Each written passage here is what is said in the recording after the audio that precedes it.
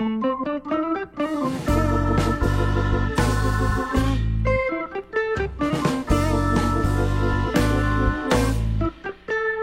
afternoon. Welcome to Gambling with an Edge. I'm Bob Dancer. And I'm Richard Munchkin.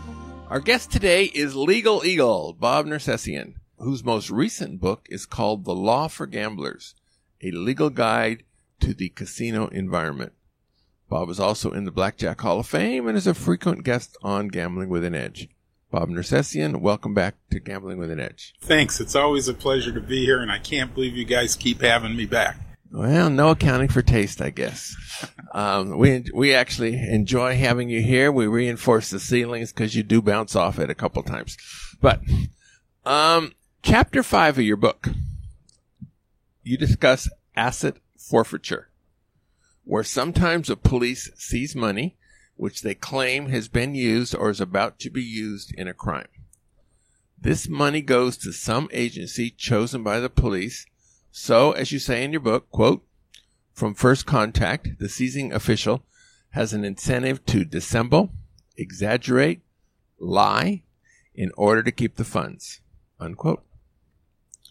With that as prologue, the state of Oklahoma has introduced a new wrinkle in asset forfeiture.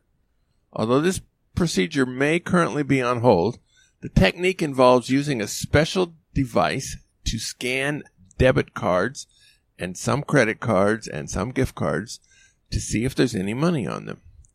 If there is, and the police wish to claim that the money is to be used for drugs or some other illicit activity, that money may be taken by the police on the spot. The company who developed this handheld device gets 7% of whatever is confiscated and successfully kept. A friend of mine who lives in Las Vegas has some Chevron gift cards that he earned from casinos, and he was planning to give to his sister for Christmas. His sister lives in Oklahoma, and he's going to be driving there. He wonders if these Chevron gift cards are liable to be confiscated by the police if he happens to be stopped. Bob Nersessian, any comment? The comment would be, sure. They'll take your car. They'll take anything they can get their hands on. They will just outright steal it, and I've been involved with that 3 times now. If they have a way, they're going to destroy your money and put it in their pocket. I mean, our government has created a system of modern highwaymen, and curiously, they wear badges in blue. With that said, should she not drive? Well, no, of course she should drive. Should she not carry a stack of Chevron cards? Probably not. Mail them to her. It's actually a guy, but he should mail them to his sister and said, "Don't open this until I get there." Oh, I thought she was going to be driving in Oklahoma. No, actually, my friend's a guy who's going to be giving the cards to his sister who lives in Oklahoma for Christmas. So just take one at a time. He wants to drive there to give her the cards? Well, it's our family Christmas something. Yeah. And that's going to be his present to her. Well, mailing them there means that if he mails them to a remote address, it's not going to be a surprise. It'll be a surprise, but he still has to drive to the house. And if he mails them to the house, she's not going to be surprised on Christmas morning because she's going to have her nice little cards.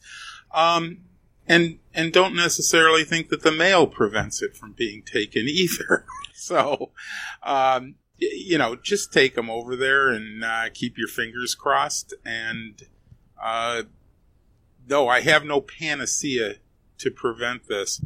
One case in my office recently involved a gambler driving through northern Nevada who I've got the tapes, I've heard the tapes behind it and stuff like that. And there is actually 3 police on the line arguing about whether or not to take the money, with pretty much all agreeing that they have no evidence, and the guy says he's a professional gambler. Thank God the more reasoned approach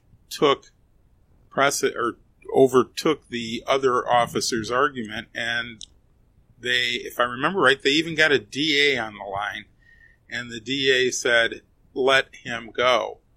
But this is in the area where at the time they had just been caught and were on the front page of taking other professional gamblers' monies. I don't know if you remember that in the articles and stuff, and they were getting some really bad press. I'm sure as time passes, as it did with the federal government step back on the seizure laws, now they're back in. You know, things get hot, they slow down, people are complacent, they'll get hot again. So, you mentioned you had 3 cases like this. Were you able to get the money back in all 3 cases? 2 of them. One of them is Fiore versus Walden, the Supreme Court decision. Or Walden versus Fiore. That was... is that still going on? No, that's long done. It was the actual civil action against the seizing agent was going forward per the Ninth Circuit, and the Supreme Court reversed, but only on technical jurisdictional grounds. There was never a decision as to whether or not what he did was a violation of civil rights, but certainly the U.S. attorney, when she looked at it and gave me back the money and let me know that she told the agent, you are the drug police, you are not the gaming police. There was, at least from my perspective, implicitly a recognition that it was an entirely wrongful seizure and the money was all given back. It took a lot of work. And you don't work for free, for sure. Oh, no, I don't. And then there's, another one was a Chinese national who was gambling here and had 6 figures seized, and I got all of her money back. And since I lost the third one, I don't want to talk about it. But the one that you lost, I mean, I know you don't want to talk about it, but how did they justify not giving the money back? Were there extenuating circumstances of some sort that? Yes. But we can move on. No, hold on. Let me see if there's a way that I can talk about this, because some of that is still ongoing. I'm just trying to figure out, what to avoid. The person who didn't get their money back, what do we do to make sure that we're not one of that, that falls onto that first side? You better get a lawyer, because the rules are very complex and very technical about what you have to do and when you have to do it. For example, there's a rule out there that you have to file a paper under penalty of perjury. Okay? Now, the general law is a government document filed under oath is punishable by perjury.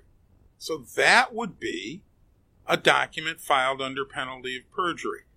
Yet, a couple of Circuit Court of Appeals in the United States system said a notary, even with the possibility of prosecution under perjury, is not a document filed under penalty of perjury. A document filed under penalty of perjury must include the magic words, quote, I file this document under penalty of perjury, close quote. Which, Richard just looked at me with a funky look, and I'll tell you, when I read those cases, it was like, don't you guys understand what perjury is? Wait a minute, for God's sakes, you're the Federal Court of Appeals. Of course you know what perjury is. And filing a government document notarized in an official proceeding is under penalty of perjury.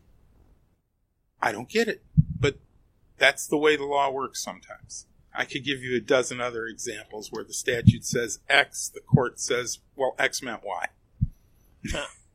Let's move on. Did I bounce off the ceiling enough for you? Not yet. We're hoping. This next one has a potential. In a recent situation in Missouri, a man and wife discovered a glitch in the player tracking system and were able to download money from the slot club that was not theirs. They did this some 4,000 separate times and were able to extract some $300,000. Okay. First of all, I'm assuming this would strike you as a case that you personally wouldn't touch with a 10-foot pole. Is that correct? Yeah, that's true. All right. Now, Second. Maybe that was they thought that was the game. Like, you push these buttons and money comes out, that's the way the game is played. Maybe they thought that. Second, since the players didn't actively do anything to create this glitch, in your opinions, are their actions possibly legally defensible? Okay, as with anything where we're sitting across this table and you raise that question, what do you think the answer is? It depends. Okay? And the reason it depends is it depends on the state you're in. That type of activity would fall under the ATM spitting out money circumstances, which predates the players' cards and all of this and goes back, I think, as early as the 70s for the first time that happened. And there were some cases where the state certain states attempted to prosecute the person who walked away with the money, and the cases came down both ways. It's found money or it's stolen money. But in response to the ATM situation, most states, and it may even be all states, passed statutes that make it a crime to take the money in an analogous situation. And in that circumstance, if you are paid money which anybody would know, if you receive money as a purported payment which any reasonable person would know was not due and to which you were not entitled, and you keep it, that's now a crime by recent statutes. So the first it depends is whether or not what you raise occurred in a state that has such a statute. Nevada has such a statute. Uh-huh. So here, yes, that sounds like a crime to me. Even though it was free play and not cash. It wasn't cash. It was free play. They had to gamble it through the machine at least once. Well, here I go with my opinion on something that has not been tested. Free play has value. Yes, it does. Okay, well, that's really what you have to show. Okay, and that value is monetary. All right? Yes. And we all know from the math that we can even figure out the EV on that, and et cetera, and then ascribe a value to it. Now, curiously, some courts have said, and this raises the it depends situation again, some courts have said probability and statistics is not a question for the law. Yeah, it's weird. Actually, where they said it, though, it makes a lot of sense. It's a case about a yellow Camaro that was seen driving away from a party store that was just robbed, and they were able to identify the year. So they worked out the year and the car. They had no other evidence, and they looked at the entire database for the state of yellow Camaros matching that year, and it turned out that there was essentially a 1 in 3,000 or a 2,999 out of 3,000 chance that the one guy who lived a mile and a half from the party store, that it was his car. Okay? Uh-huh. Yeah. I'm sorry, for the rest of you, I said party store. Where I'm from in Michigan, that's the name for a convenience store. Okay? Liquor store. Oftentimes, but no, more like a 7-Eleven where they may not have liquor. A convenience store. So the court said, no, you can't convict somebody on purely statistical evidence and nothing else. That can be extrapolated into other areas, and that case has been followed a lot for that type of reasoning. So the idea that, yeah, I'm going to get 97 cents back on each dollar I play on this free play over whatever length of time it is has not gotten currency in the courts as a proper format without exception. Some courts do accept it. Like I said, and again, it depends. All right.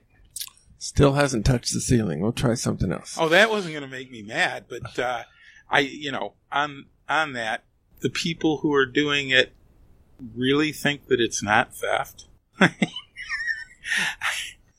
Well, I understand. They think nobody's going to notice you downloaded 3,000 times or 4,000 times. Yeah. I mean, the insane part is, were they playing on players' cards that were their own names? Never mind. I don't want to go there. Moving on. In 2009, a player was using his cell phone as a camera in the Cannery Casino in Las Vegas. I'm using the player's blog as my source of information about this, which may or may not depict the situation accurately. Anyway, the casino told him he couldn't take pictures in the casino, and he put the iPhone away. Anyway, instead of leaving, the player kept talking to the casino security officer, asking him why he couldn't take pictures, what rules said he couldn't. Eventually, he irritated the casino employees enough that the police were called in, and he was officially trespassed from the property. My question, is taking pictures in casinos illegal? My answer, no. In this case, it's clear that the player helped to escalate the situation. Assuming the player was willing to leave the casino, how should he have handled this? I think I've seen this blog, and it's not, as I understood it, the casino escalated the situation by demanding why he was taking the pictures and asking them to delete them. And this guy actually, correct me if I'm wrong, he runs a blog that talks about the interior design, if you will, of casinos. Right. Yeah, my impression was he would take pictures of things and say, "Where am I? What casino am I in?" Yeah. You know. So yeah, it had nothing to do with and so that was part of the escalation. But in any event, there's no law against taking pictures in a casino. There used to be casinos that had house rules against it, but there used to be casinos that had house rules about cameras in gaming areas, etc., etc. And with the ubiquitous cell phone today, I think they've thrown up their hands and said, what can we do? You know, how many Snapchats are taken of the guy holding up his winning ticket in the sports book? And that was the big one historically. No, you can't take a picture in here. Our odds board is behind you, and the people in New York are going to get a better line and middle it, or, you know, rush on it. And no, you're not supposed to be doing that. Well, I think everybody's given up on that. And like you said, I think that was 2009. Yes. Yeah. I'm pretty sure that that's all gone by the wayside at this point. And that was a circumstance of the times as much as anything. And it was transitional from cameras not being allowed to cameras being not unallowable. So they don't, I mean, if you do get stopped by security or whatever, they don't have the right to force you to delete the picture. Oh, God, no. Why would they have that right? Right, okay. Okay. Yeah, I mean, they can ask you to leave, but yeah. And if you do escalate the situation under the current circumstances in Nevada, and it doesn't appear that it's going to change at all, at least if you're in a gaming area, they can put you out for any or no reason. And the no reason one is really sort of spooky, because that just gives some bozo security guard the ability to say, you know what, that's the guy who dated my cousin and dumped her, and I'm not liking him, so I'm throwing him out of here forever.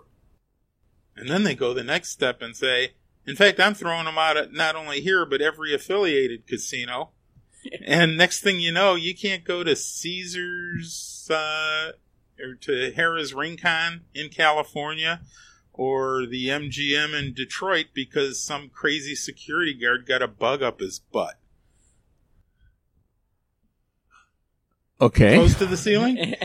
Closer. This one, it doesn't have the likelihood to make you bounce. I'm not bouncing. All Have right. I ever smiled this much? Yeah, he's smiling a lot. Yeah. I think he started But I drinking thought we already. were going to push my book. Hey, everybody, buy my book. We You actually... should buy his book. It's a good book. What I really want is some feedback on it. I know that the sales are going gangbusters, Okay. but I'm a creature of compliments and affirmation, and I'm not getting nearly enough. So if you did buy it, please and you liked it, put a review out there. If you didn't like it, pretend you didn't put a review out there. Okay, good. Did you want them to send you an email telling them how much they liked it? And would you like to give out your email address for that purpose? Oh, my email address is no secret, but please, it's also my business email address. It's vegaslegal@aol.com. So don't inundate Rachel. She's my secretary, and she already has enough reasons to hate me. Okay. Different subject. Station casinos recently changed their name to Red Rock Resorts. Changes nothing.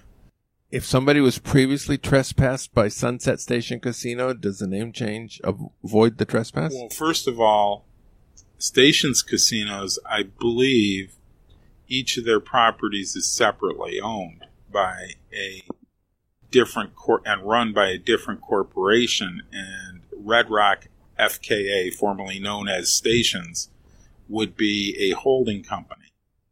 The trespass law, NRS 207.200, says that for a trespass to be valid, the warning has to be given by an owner or occupant. Okay? I don't think Red Rock Casinos, Inc., or whatever they changed their name to, owns or occupies Sunset Station, so they can't give a warning. Certainly, and right now this is in front of the Nevada Supreme Court, and it hasn't been decided, but the district court that decided the issue, and it was not my case, said, no, owner or occupant means the owner or occupant, and I believe in that case it was a Caesars property that tried to give a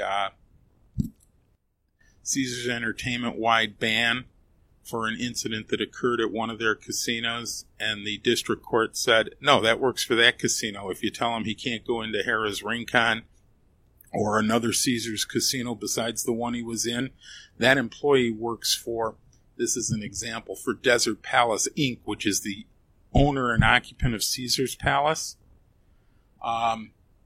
They don't have the ability to trespass by the district court ruling. Again, it's subject to question in front of the Nevada Supreme Court, but a security person employed by Desert Palace, Inc., also known as Caesars Palace, cannot trespass someone from Harrah's, Flamingo, Harrah's Rincon, I believe Horseshoe, Council Bluffs is Caesars, or any of those others. Huh. And now you said each of the stations is separately. That's my understanding. So they can't globally 86 you from all the stations, only the one you're in at the time. I think there are some, for example, I think Orleans and Gold Coast have the same owner who occupies both properties. But I'm pretty sure, don't know for positive, that all the Stations casinos have different corporations owning each separate casino. And I'm pretty sure MGM has, for example, Mandalay Corp owns Mandalay, Rio Properties owns Rio. That's a Harrah's. Oh, that's a Harrah's. Okay. So when you go to Caesars, Rio Properties is the owner of that versus Desert Palace, which is the owner of Caesars Palace versus various other corporate names. So, and also now Stations is taking over Palms. So if you had an 86ing at the Palms, one station takes it over, you're now good to go back there. Is that right? No. No. If you were 86th at the Palms, yeah. If it is a stock purchase by Stations or Red Rock, that is still the same corporation. So if you were warned by that corporation, what is Palms' entity? I think it's called Palms Fiesta. No, it's not. All right. I've sued them a few times. It's not. Okay. But it's very hard to find the owners of these corporations. The easiest way is to go to the Nevada Gaming Control Board, or the owners of the various casinos. The easiest way is to go to the Nevada Gaming Control Board website, pull up publications, go under non-restricted licensees, and they have an ownership history of every non-restricted licensee in Nevada. and you go to the top of that and you find out who the owner is. For example, if you looked at the Caesar's Palace one, you would get there by searching out Caesar's Palace. It pops up. The owner is Desert Palace, Inc., and then it has a list of shareholders and control people, and also a history from the first licensure until today of who owned or was involved in. And you can follow that sequentially off of this document. You know, and you look at, I think I'm still talking about Caesars, I'm not positive, but you get names in there that aren't even in town anymore, like Park Place and Starwood, but they're all there. Oh. You know, that just made me think of a question, and we didn't send you this ahead of time, so I don't mean to throw you for a loop. Please don't tell the audience I get these ahead of time. I like to be... Well, let me just throw, because when you talked about the Gaming Control Board, I don't know if you know the answer to this, but are gaming arrest records, is that public information? So if I wanted to go to gaming and say, how many arrests were there last year, and, you know, get that information, is that public? I doubt it. I don't know for sure, but here's a general rule if you want to get something from gaming. Everything they own is privileged. You can't look at anything. You're not allowed to talk to people. And if you do have a question, go research it independently, because we're not going to help you. Wow. Okay? And I say that with some tongue-in-cheek, but not entirely. Here's the part. For example, if you have been mistreated by a casino, including theft of money, and you want to make a report of that theft or or a casino cheating, you make that report. They acknowledge your complaint. They tell you that they're going to investigate it. Okay? Now, it's even your money that's at the casino. All right? Do you want to know what happens because of your complaint? Of course. In every venue in the world, are you not entitled to know the results of a complaint that you make to a public policing agency about a person with whom you feel you are a victim? Yeah. Yeah. No, not with gaming. You never get to find out the result. And that presents an interesting anomaly, too. I'll give you a current circumstance. I made a complaint against a casino, which I don't know what the result was. But the complaint involved a casino that had 86'd someone while the casino was holding their money, said, no, you have to get out of here. No, you can't have your money. We're not paying you your money. There was no legitimate basis for this dispute other than we hate card counters. Okay? And we're not giving you your money. And, oh yeah, we're keeping your chips too that you handed over at the cashier's table. We're just going to keep them. And you get out of here. All right? That complaint was made to the Gaming Control Board. Anecdotal indications of the investigation where the gaming took it very seriously. Did they do anything? No idea. Can't find out. It's private. It is with the Gaming Control Board, and they don't tell anybody except the person against whom the complaint was made. And then only if they find that there's cause for action, because now they'll take action against them. Now, what did I discover because of that? There is a direct incentive to not make a complaint against a casino that acts illegally towards a patron. What is that incentive? If that complaint is made and the Gaming Control Board finds them and finds them guilty and puts their license at risk, the complainant never gets to find out. So there's no benefit if they are guilty. If they aren't guilty, you can bet that casino will stand up and yell and scream, we were investigated by the Gaming Control Board, and they didn't find anything wrong. In the latter case, so why even do it if the only possible result is, if you make a complaint,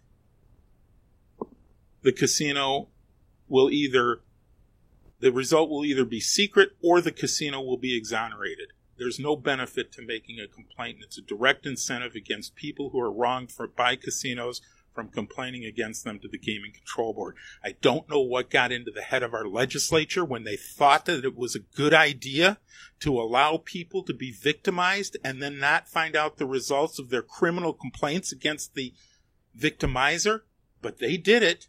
So everybody write their Nevada congressman and assemblyman and senator and say, hey, what the hell is this? Because it's just insane. So did your client get his money back? Yeah. Oh, he did? Yeah.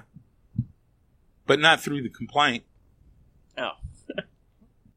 All right. So if you're not supposed to complain to gaming, should you complain to the district attorney? What should you do?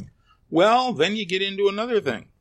Discipline against licensees for violation of Gaming Control Board regulations is exclusively with the Gaming Control Board. The Clark County District Attorney has no jurisdiction over it. So if it's a cheating claim, arguably the DA, Mr. Wolfson, couldn't even prosecute a casino for cheating. It is exclusively with the Gaming Control Board. But if it was something else, like a civil rights violation or something. Oh, those things, yeah. Or if they beat up somebody, yes. Casino security guards have been charged with definitely assault and battery. And you might be familiar with the case of, who was that? Finn and Brown at the Horseshoe? No, this was at Chad Johnson versus Imperial Palace, and they charged the head of security there with battery on Mr. Johnson. The DA did. And that was the second verdict taken against that same security officer. I understand that today, well, then he was security chief. Previously, he had been an executive security officer at the New Frontier, and a judgment was taken against him there for something very similar. And I think today he's dealing blackjack. Perfect. All right. When we had you on the show talking about this book 4 months ago. What's the name of that book? The Law for Gamblers. All right. You should also buy Beat the Players so that you have the background to read Law for Gamblers. I still get royalties. I'm kidding. Now, we didn't discuss this chapter on casino credit. Happens to be chapter 7. I personally have lines of credit at several casinos. All up to date, by the way. But hypothetically, let's say I owe $50,000 on one of them, and for whatever reason I decide not to pay. Do I have any defense against not paying that marker? You live here in Nevada? I do. I knew that. I knew you knew that. Well, there might be some technical defenses that you could raise concerning the line of credit and the markers that you executed on it, and you don't know until you address the individual circumstances. But generally the answer is a direct no. Our legislature has done another thing here for casinos that is frankly beyond the pale. They have given the local district attorneys the ability to run a collection agency for the casinos with the threat of criminal prosecution put on top of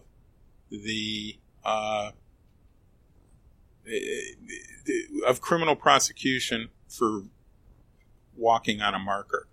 And some of this has just turned bizarre, where you have casinos giving out markers to people who have been drinking too much, or one I've seen, a whale or somebody who appeared to be a whale being here for repeated visits, and they drop $3 million at one casino.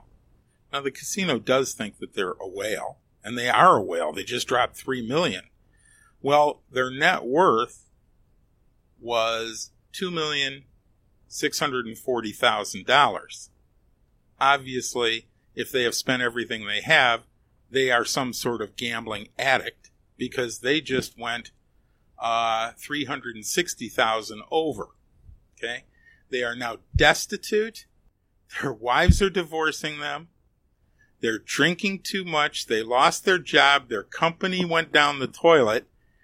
And our prosecutor in Nevada is looking at them in New Jersey or from whatever state they flew in on, and they said, we're going to indict you and bring you out here unless you come up with $360,000 next week.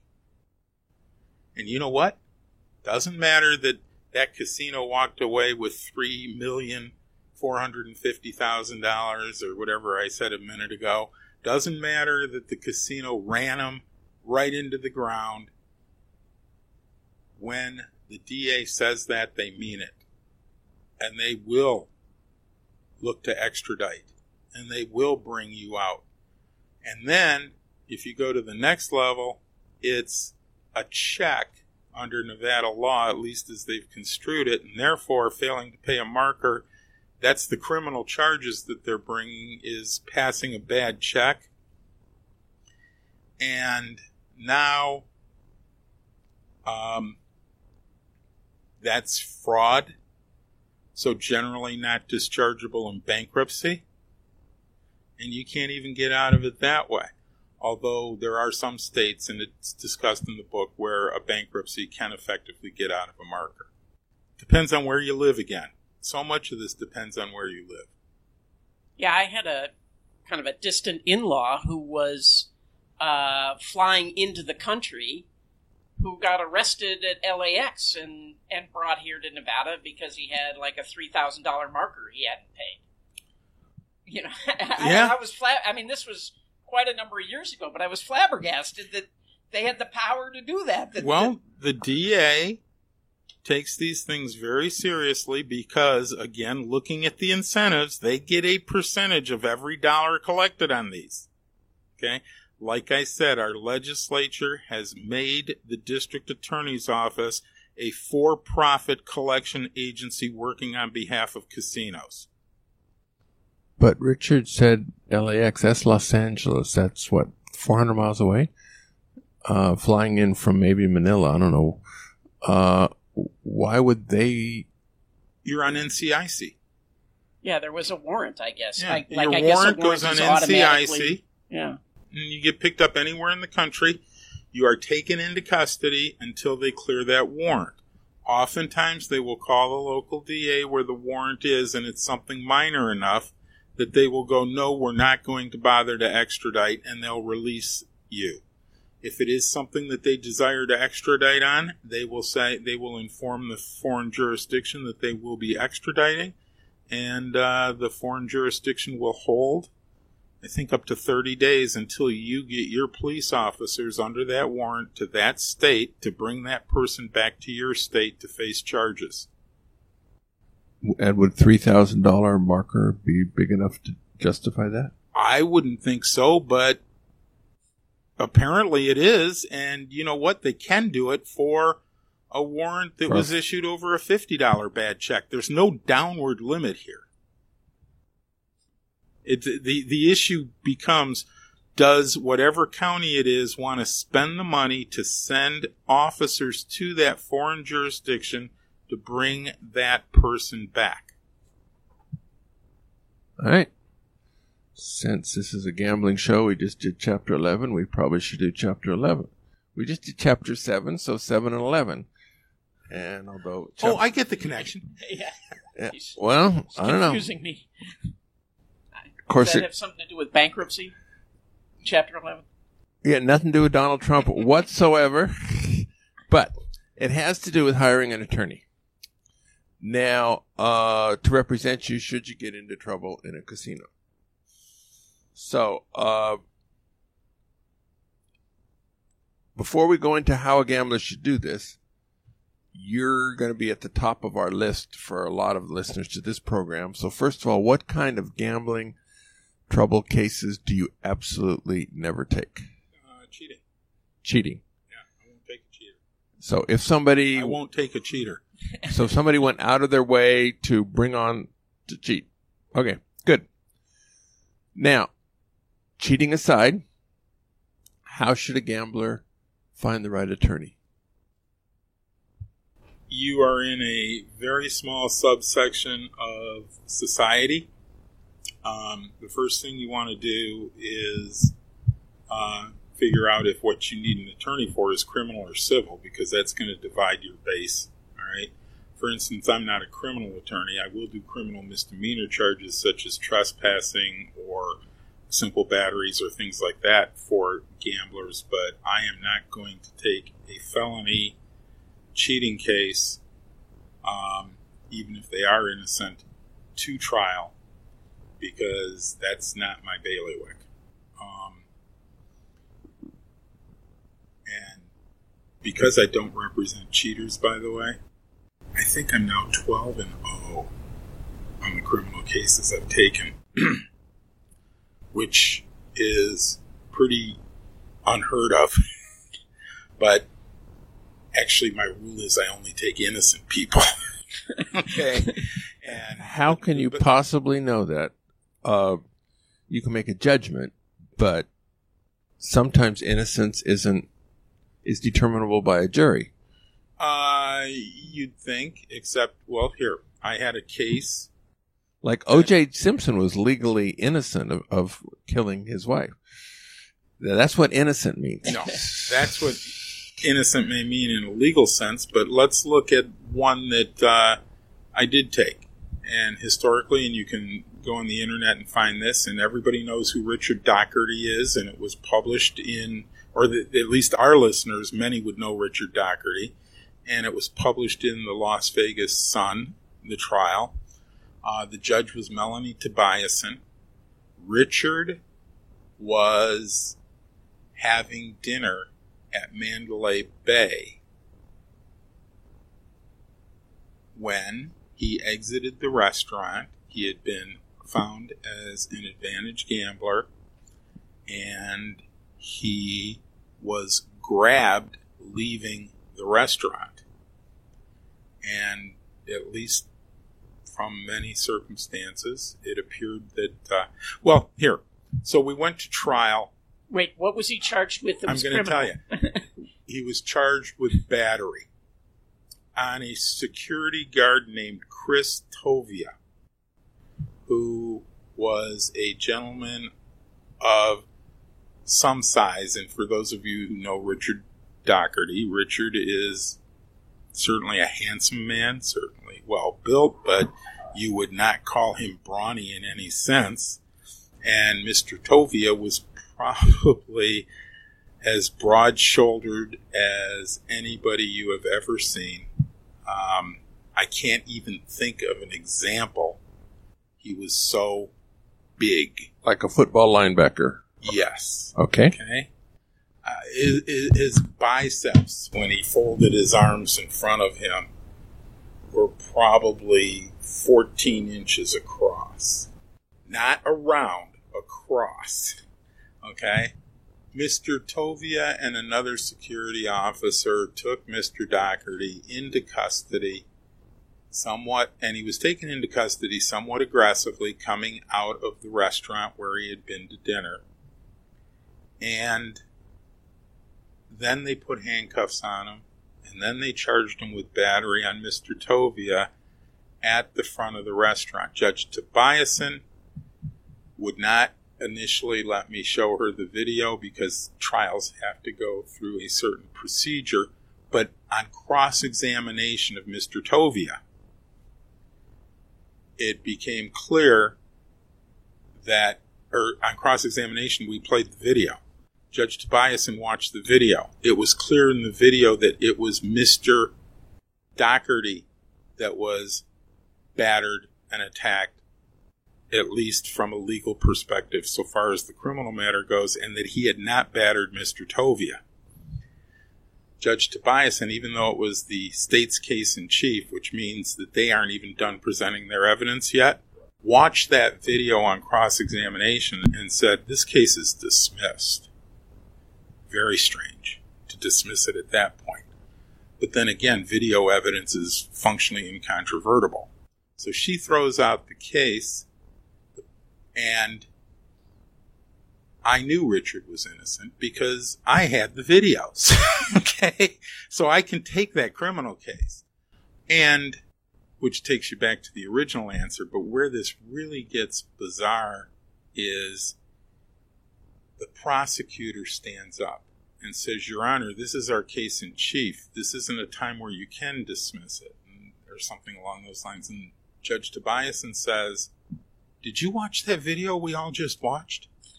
And she said, yes. She goes, would you agree that Mr. Dougherty did not show any physical aggression towards anyone?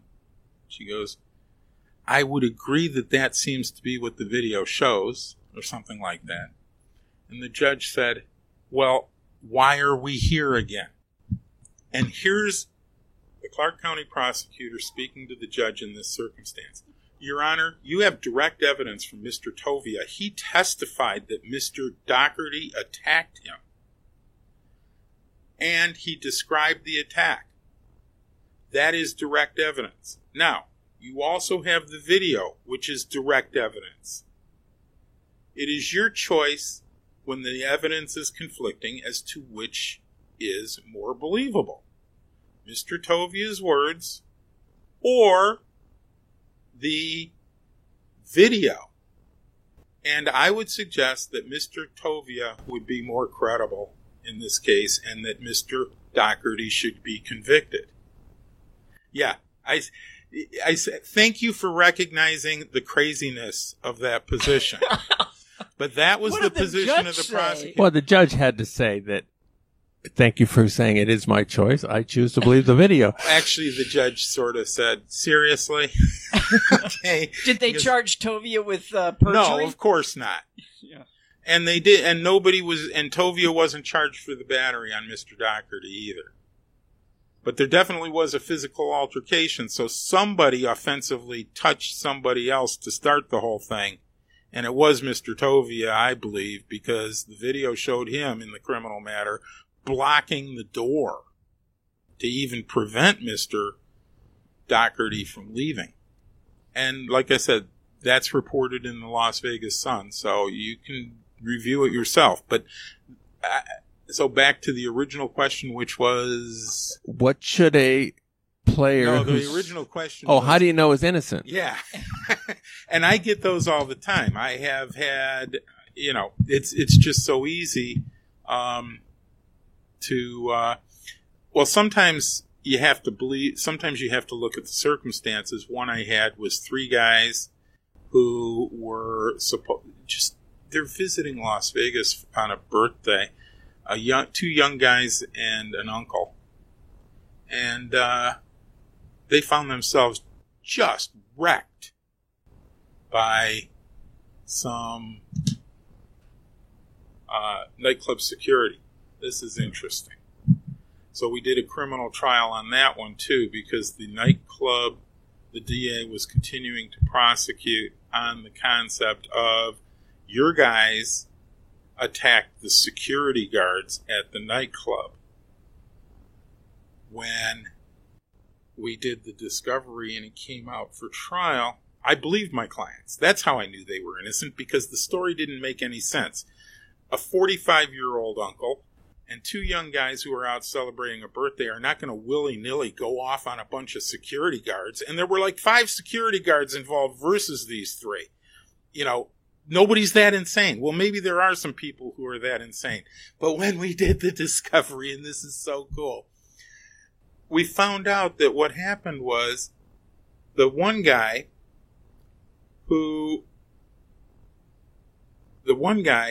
had been approached by the bartender's girlfriend.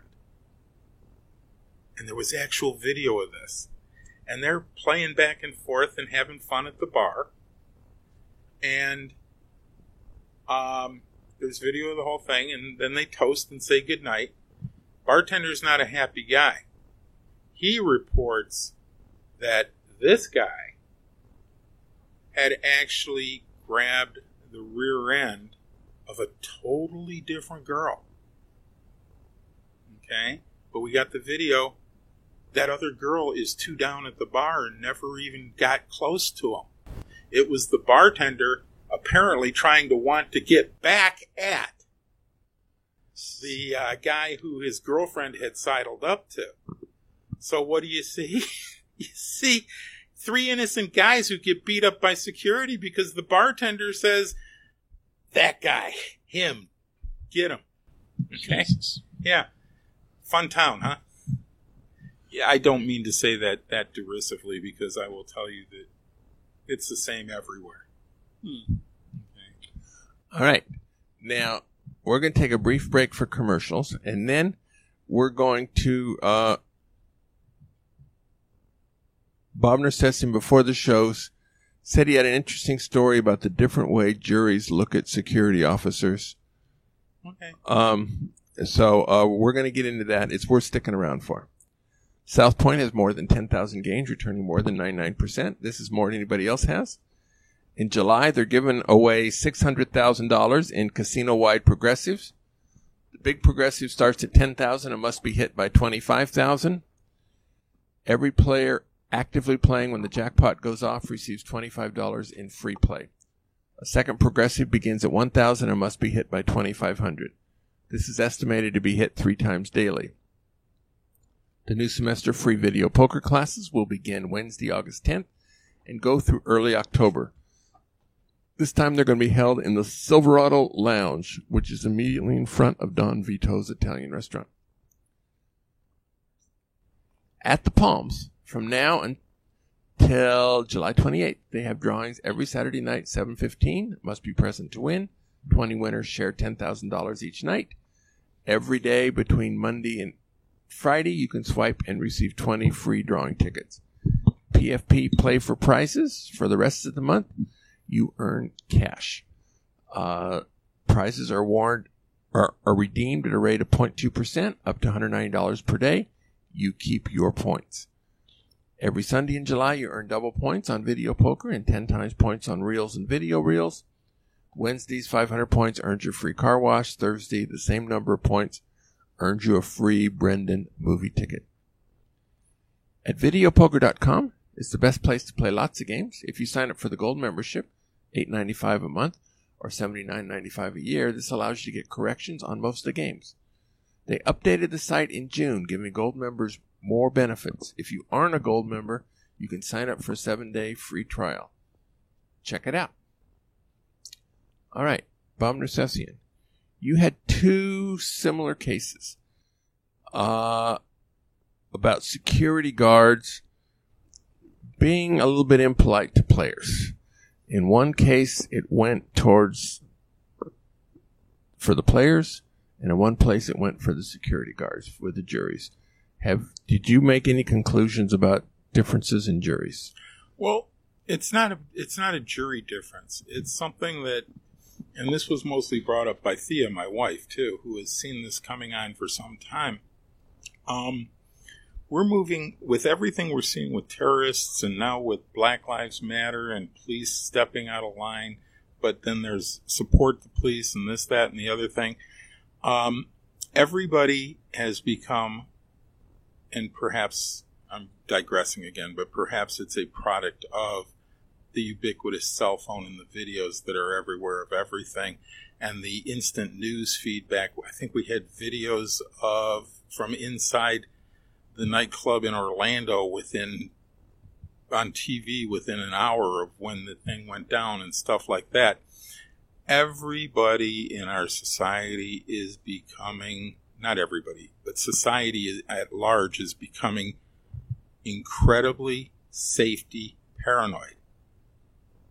And what they want to see is people in authority positions, police, security guards at casinos, the guy who owns the store that you're standing in,